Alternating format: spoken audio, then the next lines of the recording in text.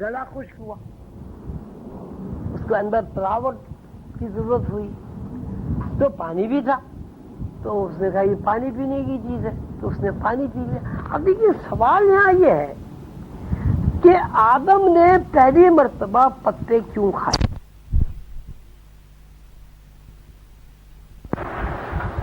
نفس و دماغ سے متعلق روز افزوں انکشافات سے یہ بات واضح ہو رہی ہے کہ انسان کا وجود دو حصوں میں منقسم ہے۔ ایک حصہ اس کی خارجی دنیا ہے اور دوسرا حصہ اس کے داخل میں واقع ہونے والی تحریکات ہیں۔ انسانی نفس کے یہ دونوں حصے ایک دوسرے سے گہرا رشتہ رکھتے ہیں۔ ہر دور میں یہ بات کسی نہ کسی صورت میں سامنے آتی رہی ہے کہ انسان صرف جسمانی حرکات اور خارجی کیفیات کا نام نہیں ہے۔ انسان کے اندر ایک دائرہ مادی تحریکات سے آزاد ہے اور اسی دائرے سے تمام خیالات و افکار مادی دائرے کو ملتے ہیں۔ یہ دائرہ اصل انسان ہے اور اسے عرف عام میں روح کہا گیا ہے۔ اہل روحانیت نے اس بات کی طرف توجہ دلائی ہے کہ اگر آدمی اپنے قلب اپنے من کے اندر سفر کرے تو اس کے اوپر روح کی قوتوں کا انکشاف ہو جاتا ہے۔ تمام آسمانی صحائف نے انسان کی غیر معمولی صفات کا تذکرہ کیا ہے۔ کتب سماوی کے مطابق انسان بظاہر گوشت پوش سے مرکب ہے، لیکن اس کے اندر ایسی انرجی یا ایسا جوہر کام کر رہا ہے تو خالق کی صفات کا عکس ہے۔ اس جوہر کو روح کا نام دیا گیا ہے اور اسی روح کے ذریعے انسان کو کائناتی علوم حاصل ہیں۔ آسمانی کتابوں نے انسان کی تمام حسیات اور واردات کو دو حصوں میں تقسیم کیا ہے اور انہیں آفاق و انفس کہا ہے۔ آفاق ان مادی مظاہرات کا نام ہے جو خارج میں نظر آتے ہیں، جبکہ انفس ان خدوخال کا مجموعہ ہے جو کائنات کی داخلی زندگی ہے۔ انفس لغت ہے،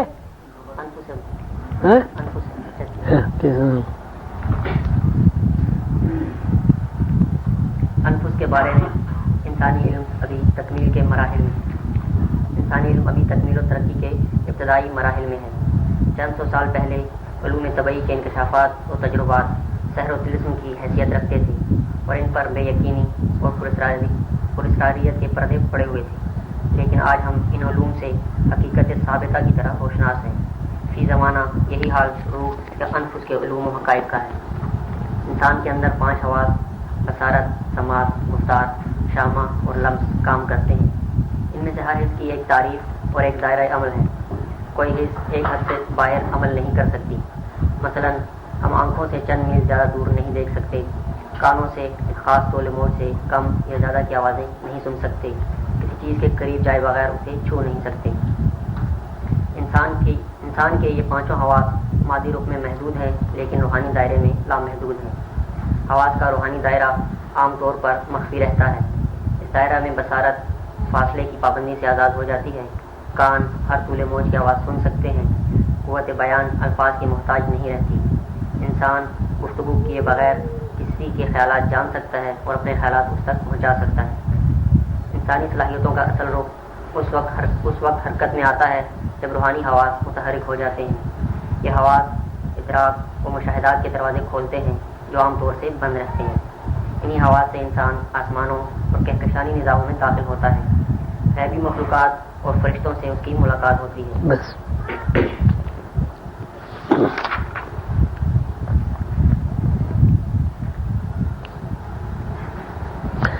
پچھلے درس میں اس بات پر کافی حد تک روشنی ڈالی گئی تھی کہ انسان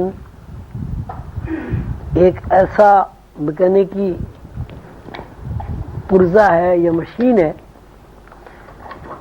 کہ جو بغیر کسی کرنٹ کے یا بغیر کسی انرجی کے نہیں چلتا۔ کوئی مشین آپ نے دیکھی ہوگی، 1000 قسم کی مشینیں ہیں، جب تک اس کے اندر کرنٹ نہیں آتا یا اس کے اندر انرجی اس طرح داخل نہیں ہو جاتی کہ اس کے ہر پرزے کو متحرک کر دے، تو مشین ایک لوہے کے وزن کے علاوہ کوئی حیثیت نہیں رکھتی۔ آپ نے پرنٹنگ مشین دیکھی ہوگی، اس میں सैकड़ों पुर्जे होते हैं, छोटे बड़े रोलर भी होते हैं। जब तक के उस पहिए को हरकत देने वाली कोई शय उस मशीन को हरकत न दे, जिस मशीन में वो पहिया लगा हुआ है मशीन हरकत नहीं करती।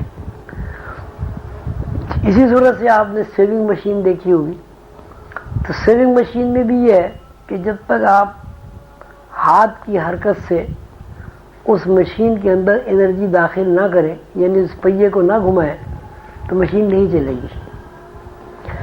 इसी सूरत से आप कार, मोटर कार जो होती है, इसमें आप देखें अगर उसके अंदर पेट्रोल न हो तो गाड़ी नहीं चलेगी, लेकिन अगर पेट्रोल हो और उसके अंदर कोई ऐसा तरीका इख्तियार नहीं किया जाए जिससे स्पार्किंग हो के पेट्रोल जले, यानी एनर्जी बने, तवानाई उसके अंदर दाखिल हो, तो कार नहीं चलेगी। यही सूरत हर मशीन की है। आप कोई भी मशीन, बड़ी मशीन, छोटी मशीन, बहुत छोटी मशीन, जब तक कि उसके अंदर तवानाई और एनर्जी दाखिल ना हो जाए या तवानाई और एनर्जी उसको हरकत न दे, वो मशीन नहीं चलती। इंसान भी एक मशीन है, इसके अंदर भी मशीन की कलपुर्जों की तरह बेशुमार पुर्जे लगे हुए हैं। बड़े बड़े जो पुर्जे हैं वो दिल, गुर्दे, फेफड़ों के नाम से आप जानते हैं, लेकिन इसके अलावा भी इसके अंदर छोटे छोटे पुर्जे लगे हुए हैं जो एनर्जी को कंट्रोल भी करते हैं, एनर्जी को इस्तेमाल भी करते हैं, एनर्जी को तेज़ी भी बख्शते हैं, कम रफ्तार भी करते हैं। उसके बारे में ये बताया जाता है कि इंसान के अंदर इस किस्म के पुर्जे तकरीबन 12 खरब पुर्जे इंसान के अंदर लगे हुए हैं। उन 12 खरब पुर्जों को ये बड़े बड़े जो जनरेटर कह लीजिए उस मशीन के अंदर जो फिट है, या इनको बड़े पुर्जे कह लीजिए, दिल है, फेफड़े हैं, ये उनको कंट्रोल करते हैं और वो जो छोटे छोटे पुर्जे हैं वो इनको कंट्रोल करते हैं।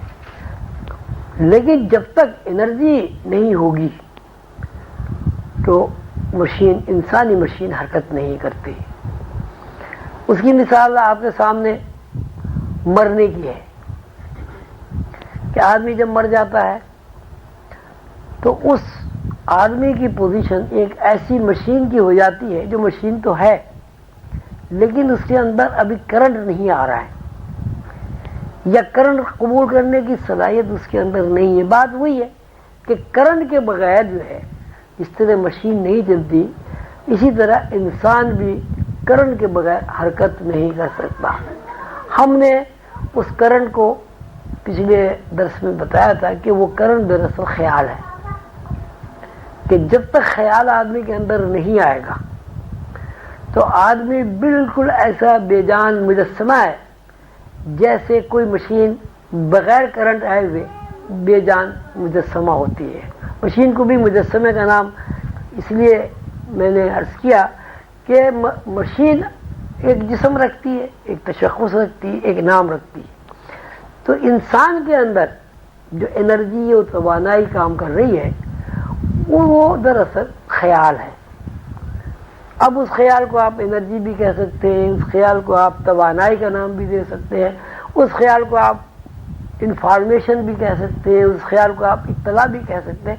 लेकिन जब तक के इंसानी मशीन को कोई चीज़ चलाने वाली नहीं होगी, इंसान की मशीन हरकत नहीं करती। अब इंसानी मशीन के तकाज़े हैं, जिस तरह किसी भी मशीन का तकाज़ा है, मसलन उसके अंदर ऑयल हो, मसलन उसके अंदर करंट हो, मसलन उसके अंदर गैस हो, ऑक्सीजन हो, जब तक कि वो चीज़ उसमें प्रेशर हो, हवा का प्रेशर हो, कम करने का, ज़्यादा करने का, उस वक्त वो मशीन चलती है। इसी तरह इंसान के अंदर भी एक मुस्तकिल एक निज़ाम है, एक सिस्टम है। मसलन इंसानी मशीनरी का एक तकाज़ा ये है कि उसे प्यास लगे, यानी जब मशीन गर्म हो जाए तो उसको ठंडा करने की ख्वाहिश भी पैदा हो और ठंडा करने की इसके अंदर सलाहियत भी मौजूद हो। अब देखिए आपकी कार गर्म हो जाती है تب اس میں پانی آپ کو ڈالنا پڑتا ہے. اگر آپ پانی نہیں ڈالیں گے تو وہ مشین جو ہے آپ کی خراب ہو جائے گی. انجن ہو سکتا ہے جم جائے, جل جائے, کچھ بھی ہو سکتا ہے. اسی طرح انسان کو اگر ہم ایک مشین قرار دیں تو اس کی بھی ضرورت ہے. مثلا اس کو آئل بھی چاہیے, مثلا اس کو پانی بھی چاہیے, مثلا اس کو ایندھن بھی چاہیے اندر.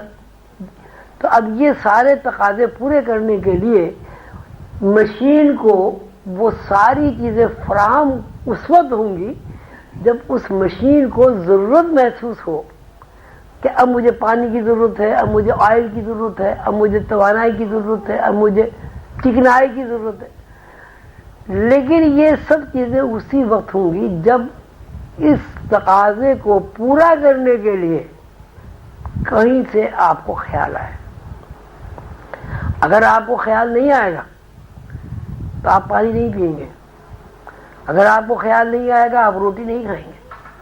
اگر آپ کو خیال نہیں آئے گا آپ دفتر نہیں جائیں گے. یہ امر واقعہ, آپ اس کو آپ غور کریں. اگر آپ صبح کو اٹھتے ہیں, بیدار ہوتے ہیں, بیدار ہونے کے بعد سب سے پہلے آپ کو یہ خیال آتا ہے کہ جلدی سے ناشتہ کر کے دفتر جانا ہے. لیکن اگر یہ خیال آپ کو نہ آئے کہ مجھے دفتر جانا ہے, آپ کبھی دفتر نہیں جا سکیں گے. اگر آپ کو یہ خیال نہ آئے کہ گھر سے باہر نکلنا ہے تو آپ کبھی گھر سے باہر نہیں جا سکیں گے. تو یہ انسانی جو مشینری ہے, اس مشینری کو چلانے والی جو چیز ہے وہ اطلاع ہے, انفارمیشن ہے, یا اس کا نام سیدھا سیدھا یہ خیال ہے. تو پچھلے سبق میں, پچھلے درس میں ہم نے یہ بات بڑی وضاحت کے ساتھ تقریباً پون گھنٹے تک اس پہ ہم نے عرض کیا تھا کہ بھئی انسان جو ہے وہ خیال کے بغیر کچھ بھی نہیں ہے. اور جب خیال کی آمد و رفت ختم ہو جاتی ہے تو انسان کی مشینری بے جان مجسمے کے علاوہ کچھ بھی نہیں رہتی. یہ تو پچھلے سبق کی تھوڑی سی مختصر روایت تھی.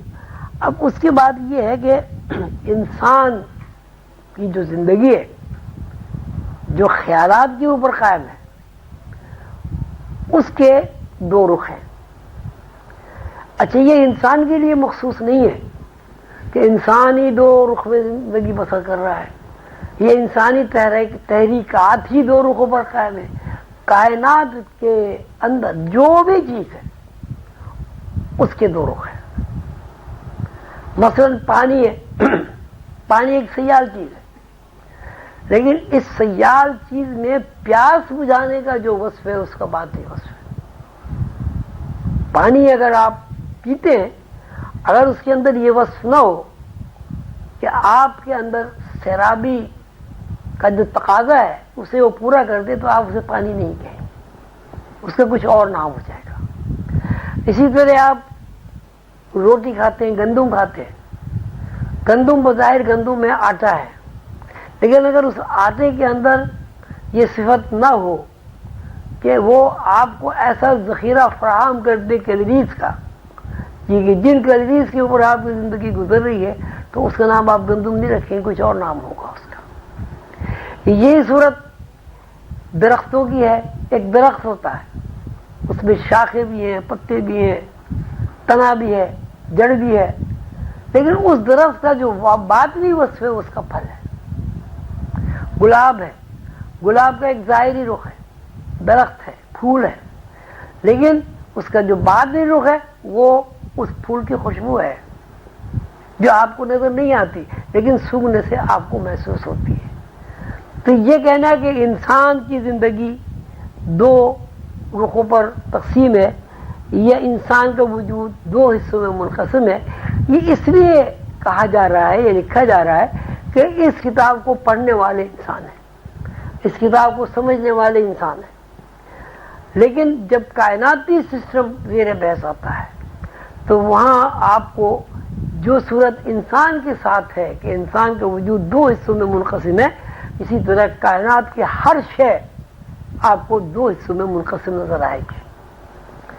آپ اس پر اپنے جب گھر جائیں تو اس پر غور کریں کہ دنیا میں کون سی ایسی چیز ہے جو دو حصوں میں منقسم نہیں ہے اور ایک حصے پر وہ قائم ہے اور متحرک ہے، تو آپ کو کوئی بھی چیز نظر نہیں آئے گی، اس لیے کہ اللہ تعالیٰ نے تخلیقی قوانین جہاں بیان کیے وہاں اللہ تعالیٰ نے فرما دیا مِن کُلِّ شَیْءٍ خَلَقْنَا زَوْجَیْنِ اثْنَیْنِ، کہ ہم نے ہر چیز کو جوڑے جوڑے پیدا کیا، یعنی مذکر اور مؤنث پیدا کیا، ساتھ ہی ساتھ یہ مِن کُلِّ شَیْءٍ خَلَقْنَا زَوْجَیْنِ اثْنَیْنِ، جوڑے جوڑے پیدا کیا اور اس جوڑے جوڑے کو دوہرا کر دیا، یعنی اگر انسان ایک مذکر ہے ایک مؤنث ہے تو اللہ الہی قانون کے تحت مرد مذکر کے بھی دو رخ ہے اور الہی قانون کے تحت عورت یا مؤنث اس کے بھی دو رخ ہے۔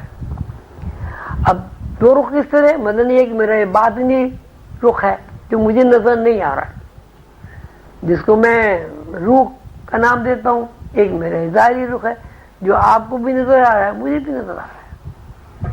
تو اسی طرح ایک عورت ہے مؤنث ہے، اس کا جو ظاہری رخ ہے اس کا وہ مادی وجود ہے، لیکن اس کا اندرونی بھی ایک رخ ہے جس رخ کے اوپر مادی وجود متحرک ہے، جس کو روحانیت میں یا مذہب میں روح کا نام دیا جاتا ہے۔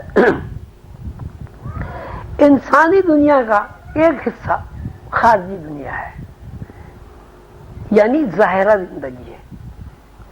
ظاہرہ زندگی یہ کہ وہ پانی پیتا ہے، پانی دیکھتا ہے، پانی کی ٹھنڈک یہ گرمی کو محسوس کرتا ہے، کھانا کھاتا ہے، دھوپ سے سائے سے آشنا ہوتا ہے، گھر میں رہتا ہے، بیوی بچے ہوتے ہیں وغیرہ وغیرہ، یعنی اس کا ایک ایسا رخ ہے دنیا کا جو وہ مادی وجود سے دیکھتا بھی ہے اور مادی وجود سے اسے محسوس بھی کرتا ہے، مادی وجود سے لذت بھی حاصل کرتا ہے اور مادی وجود سے تکلیف بھی اس کو ملتی ہے۔ لیکن اس کے ساتھ ساتھ دوسرا رخ انسان کے اندر یہ ہے کہ وہ اسے نظر نہیں آتا لیکن وہ اس سے انکار بھی نہیں کر سکتا۔ مثلا آپ کو پیاس لگی تو آپ اس کو یہ تو کہیں گے کہ مجھے پیاس لگی، لیکن پیاس کی کیا تعریف ہے، پیاس کیا چیز ہے یا اس کی کوئی شکل و صورت ہے، اس کو آپ بیان نہیں کر سکتے۔ پیاس لگی ایک تقاضا، آپ کہتے ہیں جی پیاس کا ایک تقاضا ہوتا ہے، لیکن وہاں صورت حال یہ وہ تقاضا اتنا زیادہ طاقتور ہوتا ہے کہ اگر آپ اس تقاضے کی تکمیل نہ کریں تو آپ کا حلق خوش ہو جائے گا، آپ کی زبان باہر آ جائے گی، آپ ہو سکتا ہے بے ہوش ہو کر گر جائیں۔ اس کے باوجود کہ آپ اس تقاضے کی تکمیل کے لیے اتنے زیادہ مجبور ہیں کہ تقاضا پورا کیے بغیر آپ کی زندگی ادھوری اور نامکمل نظر آتی، آپ اس تقاضے کو دیکھ نہیں پاتے۔ آپ اس تقاضے کو محسوس تو کرتے ہیں لیکن اس تقاضے کو آپ دیکھ نہیں سکتے۔ اب کوئی بھی آدمی جو اس دنیا میں موجود ہے وہ یہ نہیں بتا سکتا کہ میں نے پیاس کو دیکھا ہے، کوئی آدمی اس بات کا دعویٰ نہیں کر سکتا کہ میں نے بھوک کو دیکھا، کوئی آدمی اس بات کو تقاضا نہیں کر سکتا کہ میں نے تکلیف کو دیکھا۔ تکلیف محسوس تو کرتا ہے۔ وہ ایک صاحب سنا رہے تھے، بزرگ نے کہا کہ وہ ایک صاحب کہہ رہے تھے جی اللہ میاں کہاں ہے، اللہ میاں ہے ہی نہیں، اگر ہوتے تو نظر آتے۔ تو انہوں نے کیا کیا، ایک زور سے تھپڑ مارا۔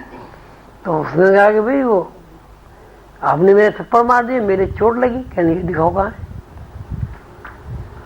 تو مطلب یہ ہے کہ کچھ چیزیں ایسی ہیں، کچھ نہیں زیادہ چیزیں ایسی ہیں کہ آپ اسے دیکھتے نہیں لیکن اس کی محسوسیت اتنی زیادہ ہوتی ہے کہ آپ اس سے انکار نہیں کر سکتے۔ جیسے پیاس ہے، بھوک ہے، محبت ہے، عداوت ہے، بغض ہے، نفرت ہے، تعلق خاطر ہے، عشق ہے وغیرہ وغیرہ۔ اب کسی نے عشق تو نہیں دیکھا، کسی نے نفرت کو تو نہیں دیکھا، نفرت کیا چیز ہے۔ تو انسانی زندگی میں دو رخ کام کرتے ہیں، ایک رخ خارجی رخ ہے اور ایک رخ داخلی رخ یا باطنی رخ ہے۔ یہ دونوں رخ ایک دوسرے سے اس طرح متصل ہیں کہ یہ ایک دوسرے کے بغیر قائم ہی نہیں رہ سکتے۔ یعنی زندگی کا خارجی رخ اور داخلی رخ دونوں کا ہونا بیک وقت ضروری ہے۔ یہ دونوں رخ الگ الگ نہ سفر کر سکتے ہیں اور نہ ان کا کہیں تذکرہ آ سکتا ہے۔ خارجی رخ یہ ہے کہ انسان کو پیاس لگتی ہے، اور داخلی رخ یہ ہے کہ پانی پینے کے بعد انسان کے اندر جو تشنگی ہے، جو سیرابی کی خواہش ہے، وہ پوری ہو جاتی ہے۔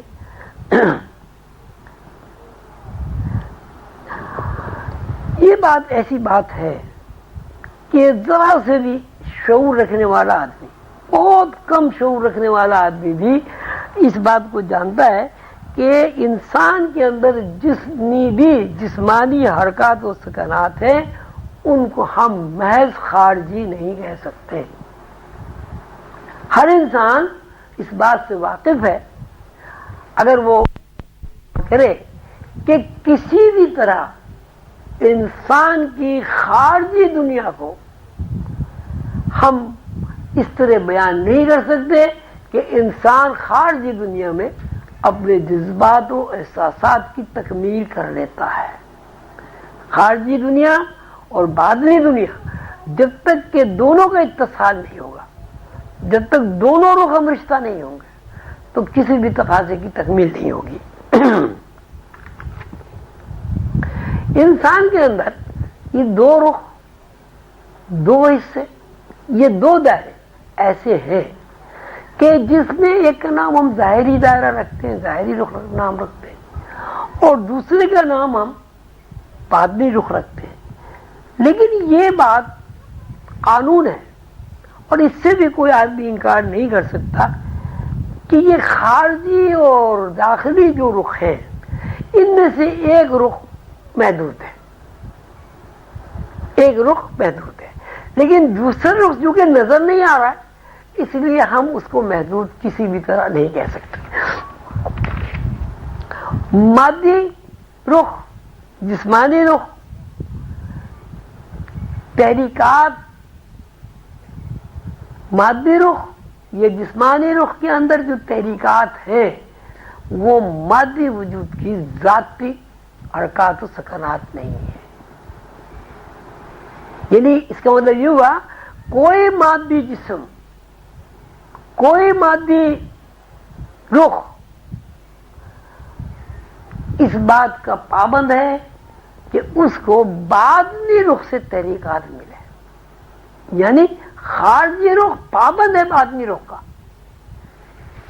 خارجی رخ پابند ہے باطنی رخ کا، اور یہی باطنی رخ جب تقاضے کو خیالات کے ذریعے یا افکار کے ذریعے مادی جسم کے اندر منتقل کرتا ہے تو انسان کے اندر تقاضا پیدا ہوتا ہے، انسان کے حواس بنتے ہیں، جن کو آپ 5 حواس کہتے ہیں۔ دیکھیے اگر ہمارے دیکھنے کے لیے کوئی چیز نہ ہو دنیا میں تو ہماری آنکھ کام نہیں کرے گی۔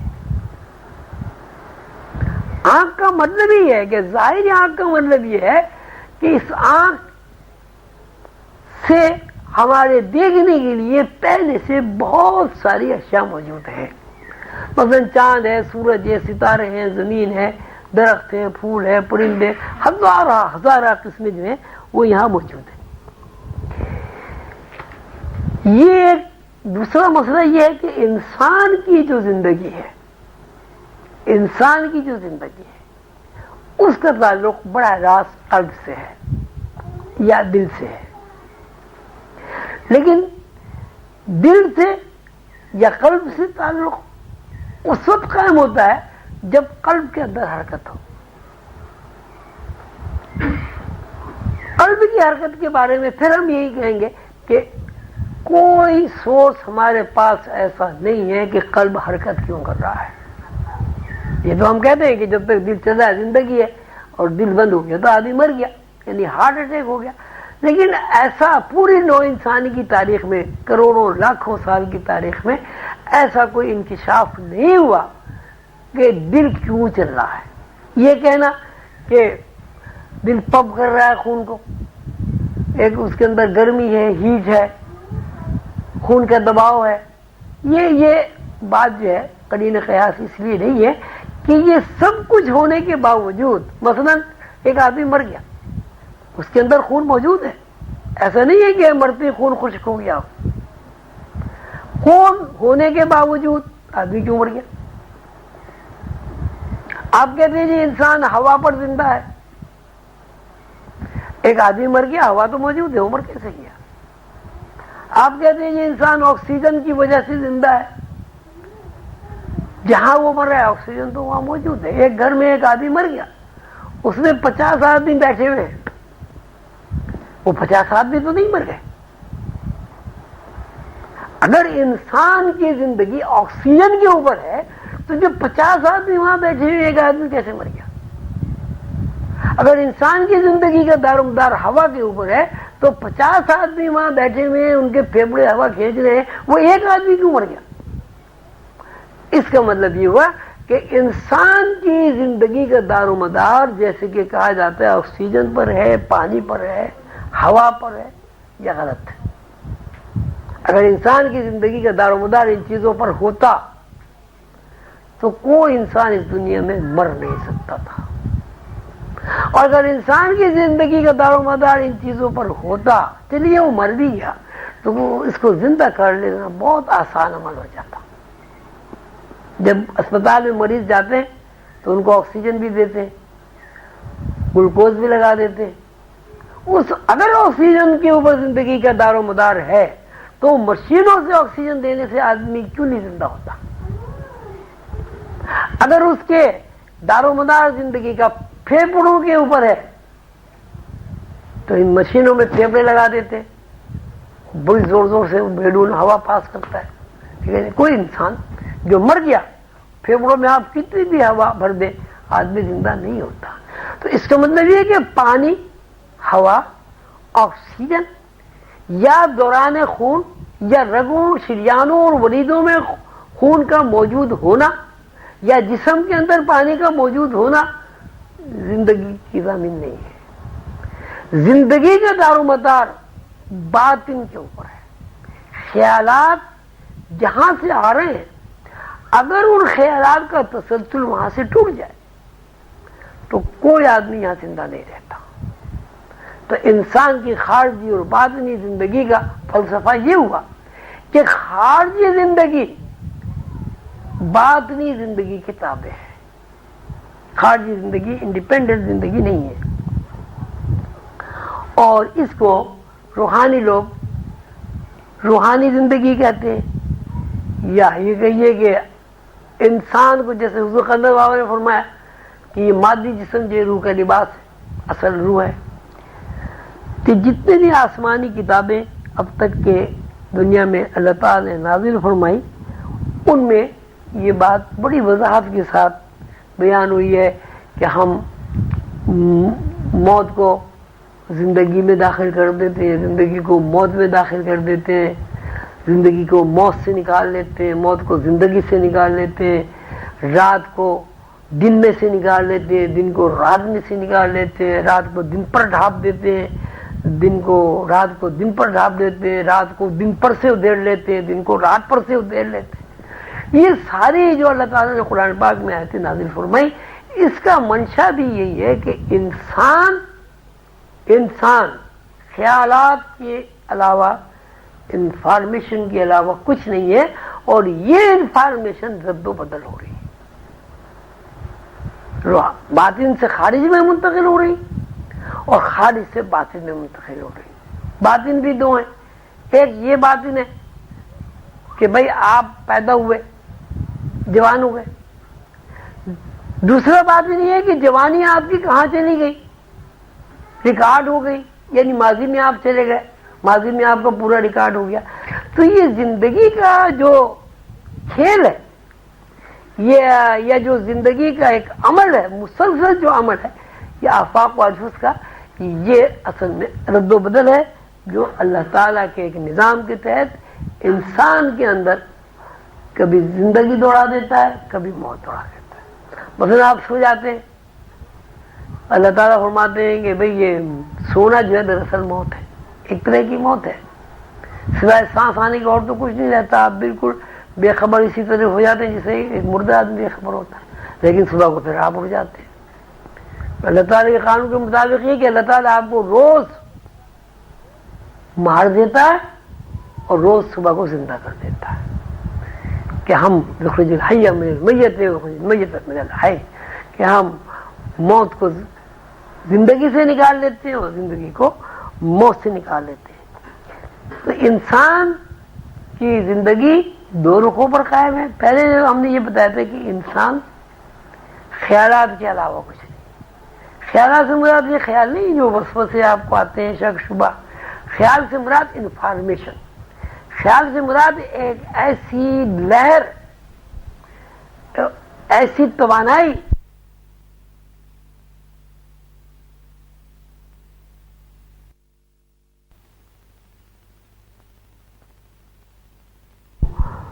تصوف میں آفاق و انفس کہا جاتا ہے۔ آفاق سے مراد یہ مادی دنیا ہے، خارجی دنیا ہے جو ہمیں خارج میں نظر آتی ہے، یہ جیسے آپ دیکھ رہے ہیں، ہم ایک دوسرے کو دیکھ رہے ہیں۔ اور یہ انفس کی جو زندگی ہے اس کو باطنی زندگی ہے۔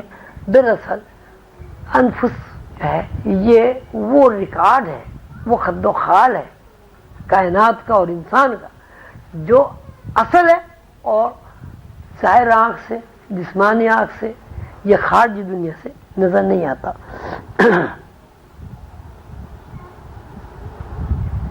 ہم جہاں جو زندگی گزارتے ہیں تو وہ 5 حواس میں زندگی گزارتے ہیں۔ آنکھوں سے دیکھنا، کانوں سے سننا، اور کیا بھائی بصر، شامہ، لمس، ذائقہ، 5 حواس جو آپ کے ہیں۔ ان 5 حواس کا جو تعلق ہے بظاہر تو ایسا نظر آتا ہے کہ ہم بیداری میں ہی سب کچھ یہ کر رہے ہیں، لیکن اس میں یہ ہے کہ اگر انسان باطنی دنیا سے ہم رشتہ نہ ہو تو 5 حواس بھی تیرے پیسے نہیں آتے۔ پھر وہ آپ کے سامنے مثال ہے، ایک آدمی مر گیا، ابھی مر گیا، وہ لیٹا ہوا ہے، نہ وہ دیکھ رہا ہے، نہ وہ سن رہا ہے، نہ وہ چکھ رہا ہے، نہ وہ کھا رہا ہے، نہ وہ چھو رہا ہے۔ تو اگر باطنی وجود کے بغیر خارجی جسم حواس رکھتا ہے تو مرنے کے بعد بھی اسے دیکھنا چاہیے تھا، مرنے کے بعد بھی اسے چھونا چاہیے تھا، مرنے کے بعد بھی اسے کھانا پینا چاہیے۔ تو یہ جو 5 حواس ہیں یہ بھی دراصل انسان کے ظاہری رخ بظاہر نظر آتے ہیں، لیکن ان کا تعلق بھی باطنی دنیا سے ہے اور اس سورس سے ہے جہاں سے آپ کو انفارمیشن یا اطلاعات مل رہی ہیں۔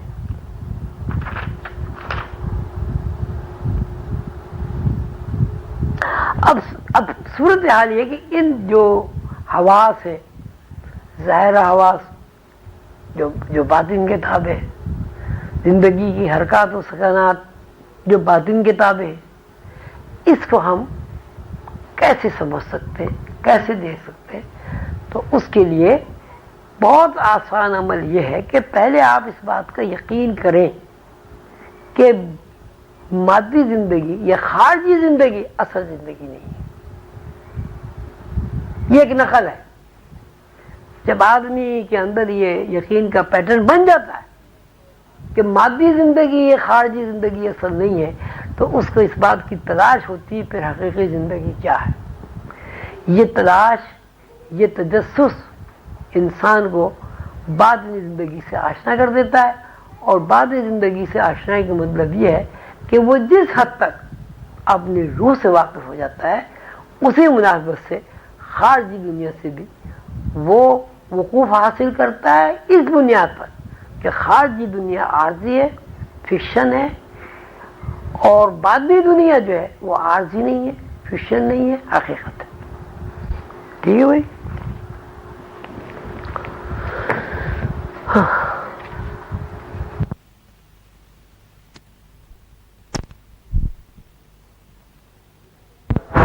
لیکن عقل اس بات کو سمجھنے سے آ رہی ہے کہ مادی جسم اتنا طویل سفر اس قدر مختصر مدت میں کس طرح کر سکتا ہے۔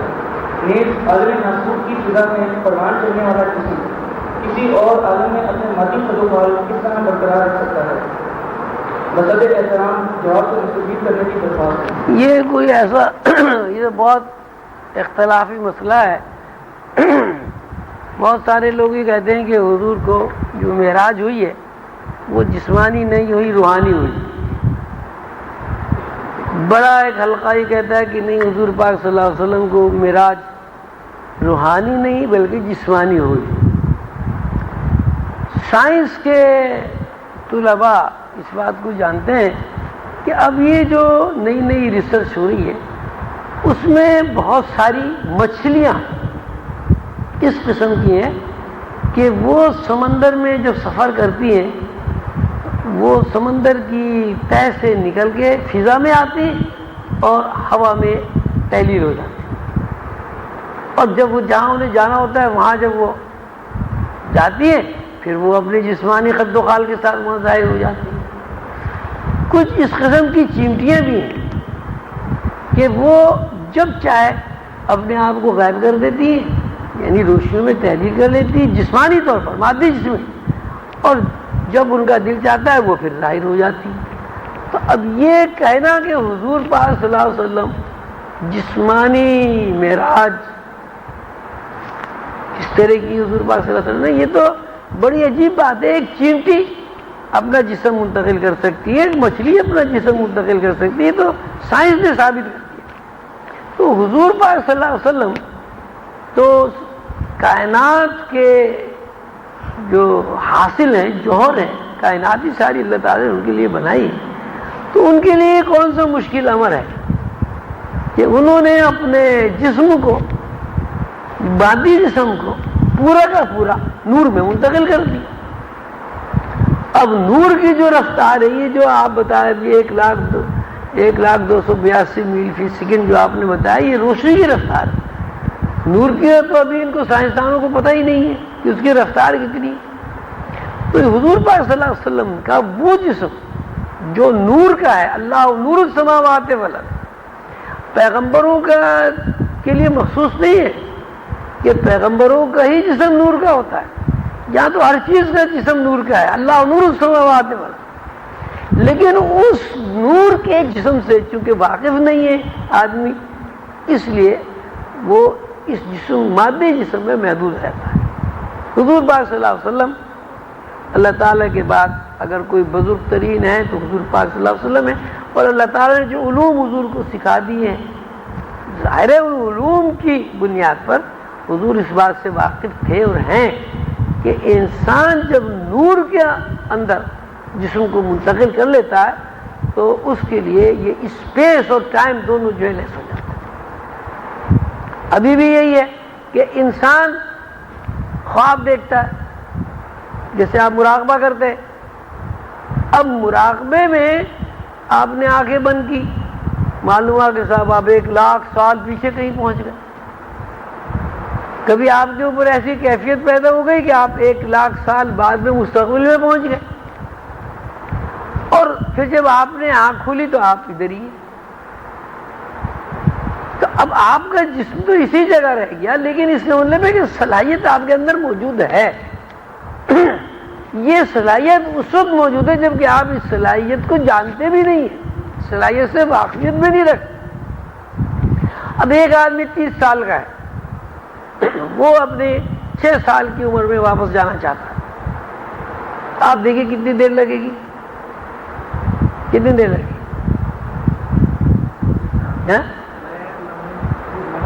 لمحہ بھی نہیں لگے۔ حالانکہ 30 سال کی عمر کا آدمی جب 5 سال کی عمر میں جا رہا ہے تو اس کو وہاں تک پہنچنے میں 25 سال تو لگنے چاہیے، اس کو تو 25 سیکنڈ میں نہیں لگ رہے۔ اب وہ اپنے بچپن کو دیکھتا بھی ہے، اپنے گاؤں کو بھی دیکھتا ہے، اپنی مسجد کو بھی دیکھتا ہے جہاں اس نے حافظ جی سے قرآن پڑھا ہے وہ بھی دیکھتا ہے، اس کے جو عمر کے اس کے یار دوست ہیں وہ بھی سامنے آ جاتے ہیں، درخت بھی سامنے آ جاتے ہیں۔ تو اب اس کا مطلب صلاحیت موجود ہے، ہر آدمی کے اندر صلاحیت موجود ہے، پیچھے بھی جانے کی صلاحیت موجود ہے، مستقبل میں بھی جانے کی صلاحیت موجود ہے۔ اب جسمانی طور پر ہم چونکہ واقف نہیں ہیں اس قانون سے کہ یہ جسم جو ہے نور میں کیسے منتقل ہو جاتا ہے، اس لیے ہمارے لیے مشکل پیش آتی ہے۔ حضور پاک صلی اللہ علیہ وسلم جسمانی طور پر تشریف لے گئے معراج پر، لیکن حضور پاک صلی اللہ علیہ وسلم کا یہ جسم جو ہے وہ تو نور ہے. تو حضور پاک صلی اللہ علیہ وسلم کے اس جسم کے اوپر نور کا جو غلاف ہے، یہ نور کا جو غلبہ ہے، نور کی جو روشنیاں لہریں وہ متحرک ہو گئی اور حضور اس جسم کے ساتھ ساتھ معراج میں ہوا ہے. جب دیکھیں نا آپ، یہ اسی میں تو ایک روشنی ہے نا کہ ایک آدمی، پھر وہ ٹی وی کی بات سامنے آ گئی، ایک آدمی کیمرے میں بیٹھا ہے، اس کا عکس کیمرہ لے رہا ہے. عکس کس کا لے رہا ہے؟ مادی جسم کا لے رہا ہے نا. وہ مادی جسم جس کا کیمرہ عکس لے رہا ہے، اس کا عکس جو ہے وہ ہزاروں میل دور پھینک رہا ہے. مشینیں، انسان کی بنائی مشین. حضور پاک صلی اللہ علیہ وسلم تو اللہ کے بنائے ہوئے ہیں، اللہ کے خاص صنعت ہیں، اللہ کے دوست ہیں. اللہ نے کائنات ہی ان کے لیے بنائی، تو ان کے لیے کوئی یہ مشکل کام نہیں ہے کہ صاحب وہ جسمانی طور پر وہاں نہیں پہنچ سکتے. حضور پاک صلی اللہ علیہ وسلم کو جسمانی ہی معراج ہوئی. اور جسمانی معراج میں یہ ہے کہ اب دیکھیے، اب حضور نے جو سفر فرمایا تو اس میں آپ دیکھیں کہ مسجد نبوی میں جب حضور نے نماز پڑھائی تو وہاں اس بات کا تذکرہ کہ تمام انبیاء نے حضور کے اقتداء میں نماز با جماعت پڑھی. عام آدمیوں کا وہاں کوئی ذکر نہیں ہے. تو سیدھی سی بات ہے کہ جتنے پیغمبر ہیں وہ سب اس قانون سے، ان فارمولوں سے واقف ہے، نور کی سے، روشنی سے. تو وہ نورانی لوگوں نے نورانی آدمی کو دیکھا. تو جسم جو ہے وہ، جسم سے مراد شعور ہے. جسم سے مراد ایک گوشت پوش کا جسم نہیں ہوتا، شعور سے، شعور مراد ہے جسم. مطلب ایک آدمی مر جاتا ہے، گوشت پوش کا جسم تو موجود ہے لیکن اب وہ نہ سنتا ہے، نہ بات کرتا ہے، کچھ بھی نہیں کرتا. کیوں نہیں بات کرتا؟ جسم تو موجود ہے.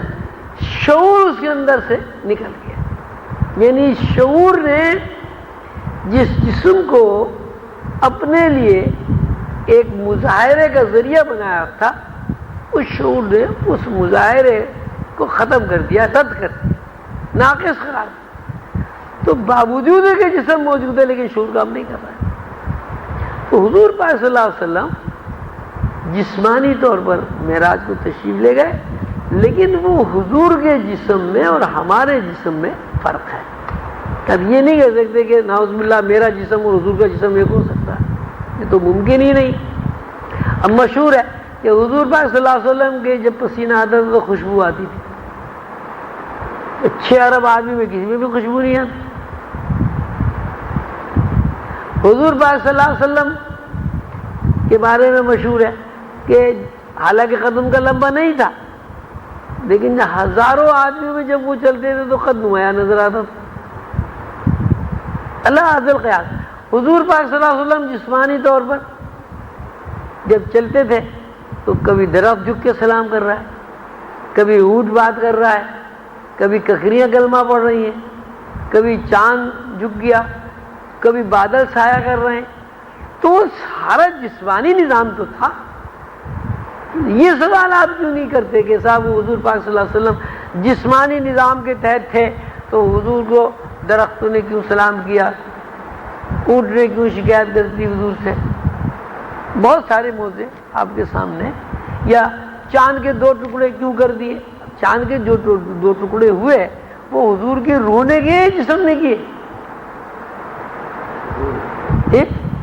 رونے کیے، سمجھے کیے. ہزاروں آدمی نے دیکھا کہ حضور کھڑے میں ایسے چاند کے 2 ٹکڑے ہو. تو اگر یہی جسم حضور کا ہے نعوذ باللہ جو ہمارا ہے تو ہم چاند کے 2 ٹکڑے کیوں نہیں کرتے؟ جسم میں فرق ہے. حضور کھاتے بھی تھے، حضور پہنتے بھی تھے، حضور پاک صلی اللہ علیہ وسلم کو بھوک بھی لگتی تھی، یہی غذا کھاتے تھے جو ہم غذا کھاتے.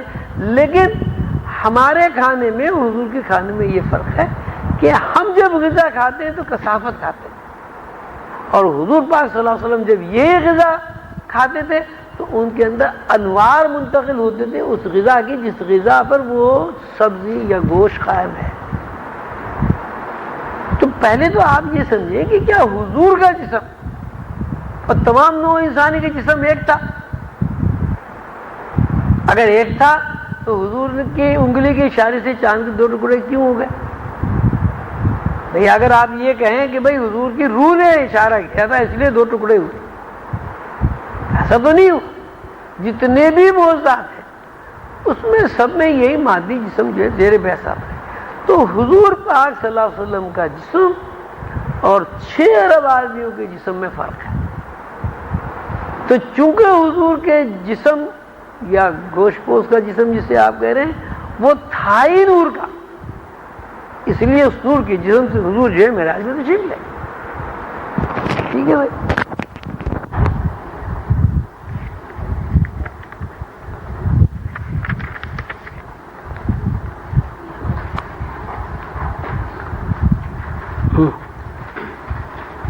بسم اللہ الرحمن الرحیم.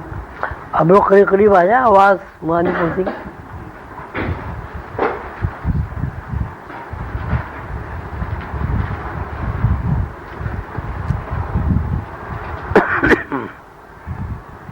بسم اللہ الرحمن الرحیم. انفس و آفاق. موجودہ علمی دور میں یہ سوال بڑی اہمیت اختیار کر گیا ہے کہ آدمی کیا ہے اور اس کی صلاحیتوں کی حد کہاں تک ہے. تخلیقی فارمولوں کا علم بتاتا ہے کہ آدمزاد کے ہزاروں روح ہیں. بظاہر وہ خاک کا پتلا ہے، میکانیکی حرکات پر مبنی گوشت پوست خون اور ہڈیوں کا ایک پیکر ہے. اس کے اندر ایک پوری کیمیائی دنیا آباد ہے. اطلاعات و پیغامات پر آدمی کی زندگی رواں رواں ہے. آدمی خیال و تصور کے علاوہ کچھ نہیں ہے. اس کی ہر حرکت خیال اور تصور کے تابع ہے. دنیائے انسانیت کے تمام کارنامے خیال اور تصور اور تخیل کی غیر مرئی طاقت کے گرد گھوم رہے ہیں. آدمزاد خیال کے اندر مختلف معنی پہنا کر نئی نئی جلوہ سامانیاں ظہور میں لے آتا ہے. آدمی کے شعور نے ایک بچہ کی طرح نشوونما پائی. جب بچہ دنیا میں آنکھیں کھولتا ہے تو دنیاوی اعتبار سے اس کی شعوری استطاعت ناقابل ذکر ہوتی ہے. پھر وہ اسے رسمی اور تقویت کا زمانہ گزار کر دھڑکن میں داخل ہو جاتا ہے. اس کی دماغی صلاحیت پہلے کی نسبت زیادہ ہوتی ہے. طبعی اعتبار سے جب وہ جوان ہوتا ہے تو اس کی ذہنی اور جسمانی صلاحیتیں عروج پر ہوتی ہیں. اسی طرح نوع آدم کا شعور بھی آہستہ آہستہ ترقی کر کے موجودہ دنیا تک پہنچا ہے. دنیا میں جتنی ترقی ہو چکی ہے اس کے پیش نظر یہ نہیں کہا جا سکتا کہ دور علم و فن اور تصویر کائنات کے شواب کا دور ہے. انسانی ذہن میں ایک لامتناہی وسعت ہے جو ہر لمحہ اسے آگے بڑھنے پر مجبور کر رہی ہے. تخلیق و تشکیل کا ایک عظیم و شان ذخیرہ ابھی مخفی ہے. صلاحیتوں کا ایک حصہ منصع شعور پر آ چکا ہے، لیکن انسانی انا کی انگنت صلاحیتیں اور صفات ایسی ہیں جو ابھی مظہر خفی سے مظہر جلی میں آنے کے لیے بے قرار ہیں. تمام تجربات، مشاہدات اور محسوسات کا ماخذ ذہن. جتنی ایجادات انسان سے صادر ہوتی ہیں ان کو بھی ذہن کی کار فرمائی سے الگ نہیں کیا جا سکتا. جب انسان غور و فکر کرتا ہے تو ذہن میں وسعت پیدا ہوتی ہے اور کسی کلیے یا کسی نئے علم کا انکشاف ہو جاتا ہے. انسانی ذہن ہزاروں سال پہلے بھی ایک مہمہ تھا اور آج کے سائنسی دور میں بھی ایک مہمہ ہے. آج ہمارے پاس پہلے سے کہیں زیادہ علمی اور تجرباتی ذرائع موجود ہیں جن کی مدد سے نئی نئی وضاحتیں دانشوروں کے سامنے آ رہی ہیں. ایک پرت کی ادھیڑ بن کی جاتی ہے، دوسرا پرت سامنے آ جاتا ہے. ایک پرت کی ادھیڑ بن ایک پرت کی ادھیڑ بن کی جاتی ہے، دوسرا پرت سامنے آ جاتا ہے. دوسرے پرت کو اچھی طرح نہیں دیکھ پاتے کہ ایک نیا روزن کھل جاتا ہے. سائنسدانوں اور علم انفس کے ماہرین کا اندازہ ہے کہ انسان ابھی تک اپنی صلاحیتوں کا 5 سے 10% بھی استعمال کرنے پر قادر نہیں ہو سکا ہے. باقی قوتیں اس کے اندر پابندہ ہیں. گویا نوع انسان نے اب تک جو ترقی کی ہے وہ صرف 5 سے 10% صلاحیتوں کے استعمال کا ثمرہ ہے. ان معروضات سے یہ بات واضح ہو جاتی ہے کہ موجودہ دور کی علمی کامیابیاں جن میں علم طب، علم حیوانات و نباتات، جینیات، طبیعیات، کیمیا، برقیات، تعمیرات، سائیکالوجی، پیراسائیکالوجی اور دیگر علوم و فنون شامل ہیں، یہ سب انسانی صلاحیتوں کے عکس ہیں. لیکن جب ہم ان علمی اور فنی کامیابیوں کو دیکھتے ہیں تو یہ بات ہمارے ذہن میں بہت کم آتی ہے کہ ہماری ذہنی قوتوں کے مظاہر ہیں جو قدرت نے ہمارے اندر محفوظ کر رکھی ہیں.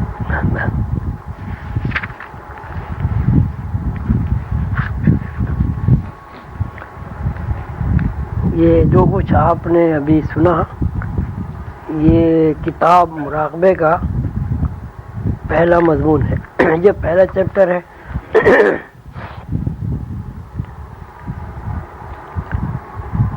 اس مضمون میں یہ بتانے کی کوشش کی گئی ہے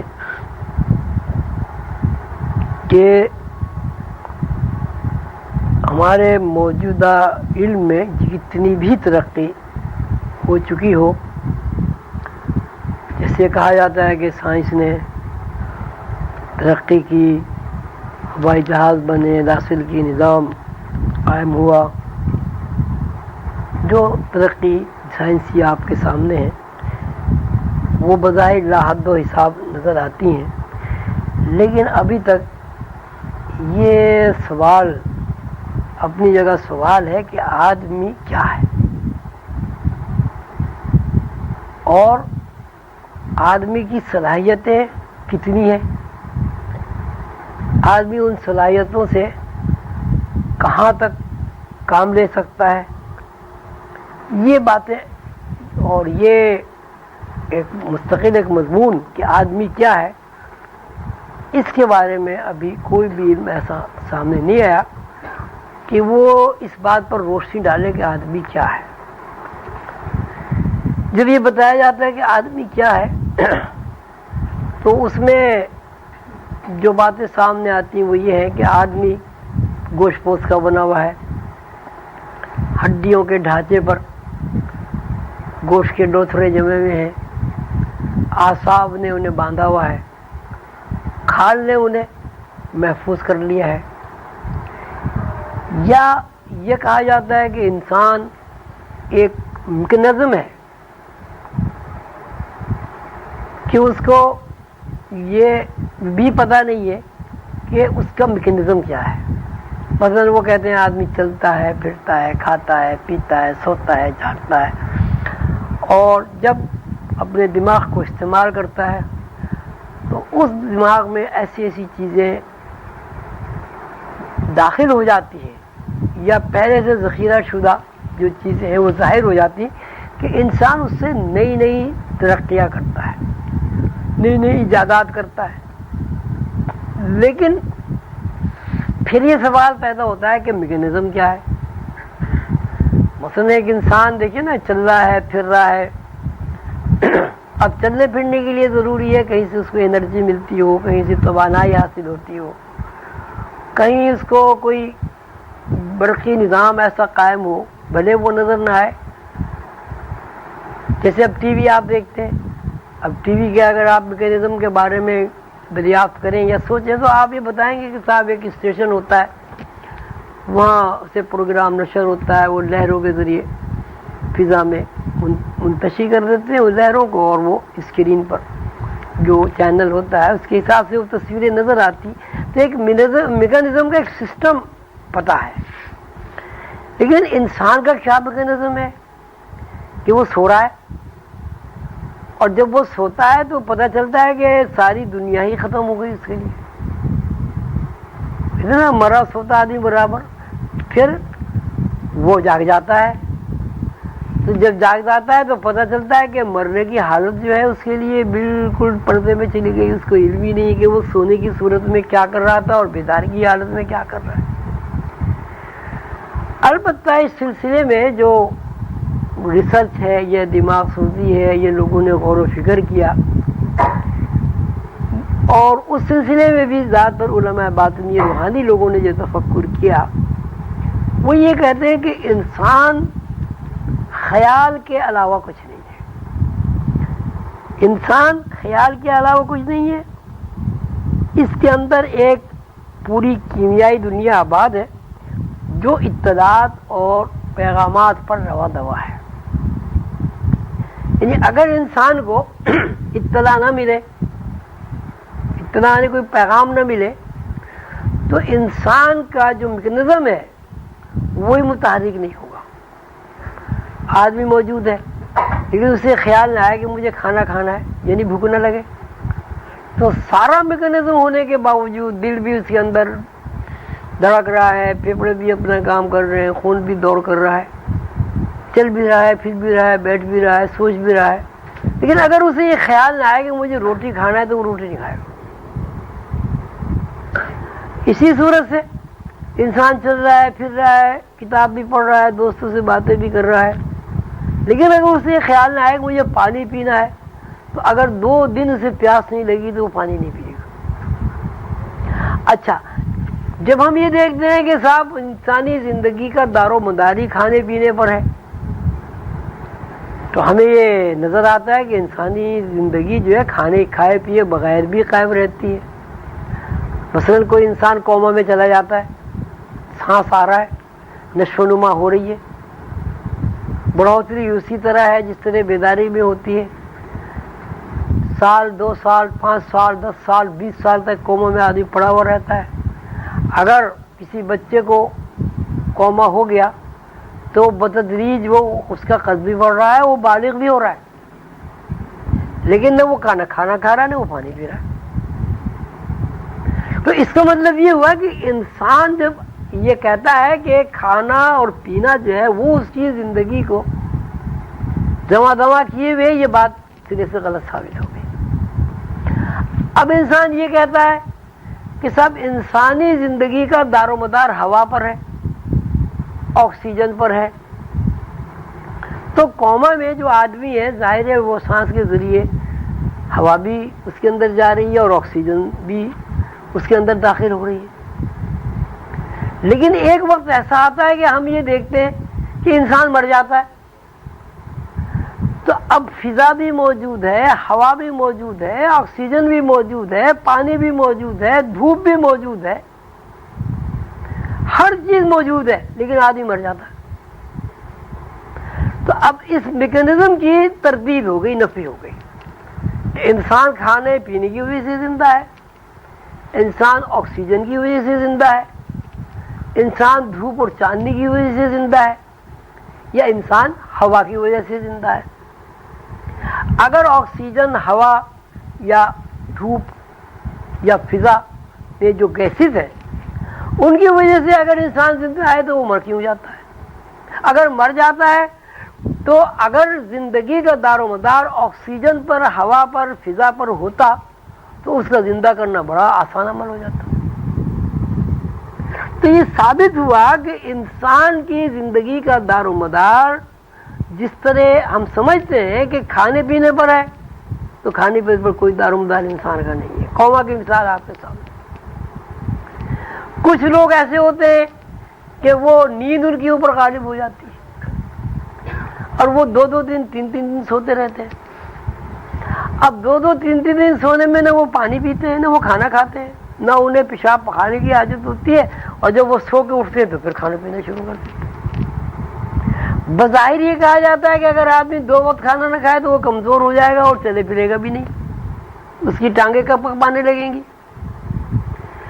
تو اب یہ جو میکانزم موجودہ دور میں ہم دیکھتے ہیں یا جس سے ہم واقف ہیں، ہم یہ کہتے ہیں کہ انسان ایک میکانزم کا نام ہے، تو یہ تفکر سے اگر آپ کام لیں تو یہ بات نہ سمجھ میں آتی ہے اور نہ اس کا کوئی حقیقت سے تعلق ہے۔ مثالیں میں نے آپ کے سامنے بیان کر دی،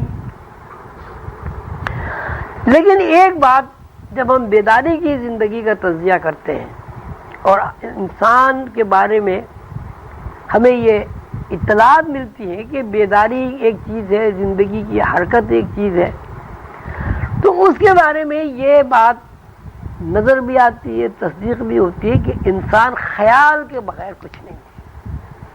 خیال آئے گا تو انسان دفتر جائے گا، خیال آئے گا تو انسان دفتر سے گھر آئے گا، خیال آئے گا تو انسان کھانا کھائے گا، خیال آئے گا تو انسان پانی پیے گا، اور خیال آئے گا تو انسان سوئے گا۔